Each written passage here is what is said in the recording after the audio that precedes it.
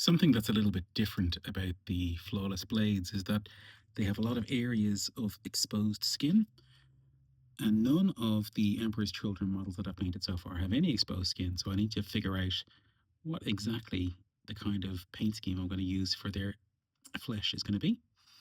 And on the box art, it's quite smooth, very pallid, but I was thinking of a slightly more demonic approach.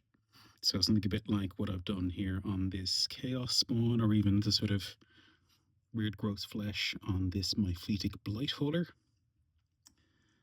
So I'll give that a whirl and go through that process and see how it goes. I just wanted to quickly show the first coat of paint on the first model. So what I'm starting with is this Game Color 72061 Khaki.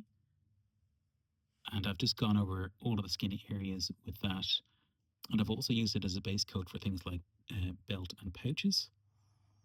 The skin and the belts and the pouches will all look very different to each other by the time I'm finished, but it's a little bit like in the previous video where I had used Stonewall Grey as the starting point. The coverage on khaki is really good, even over dark colours.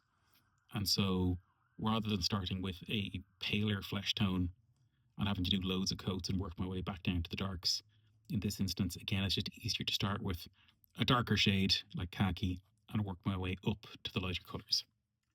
I've gone through 3 layers of colour now, so I started with the khaki that I showed you earlier. Then within that, going broadly around with elf skin tone.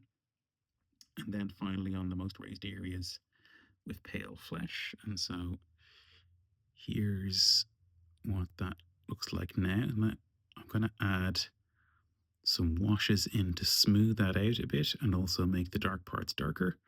Looks a bit rough there, but it'll clean up a bit in just a sec. To accentuate the recesses and smooth out the overall blending of the skin tones, I just went over what I had done previously with a thin down coat of dark oath flesh.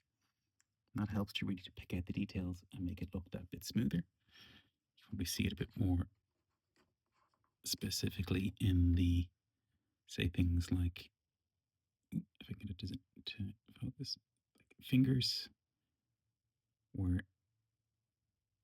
the highlights and shades really show up that little bit more strongly. So I think I'm going to leave it there with the skin for now. And on to the next step,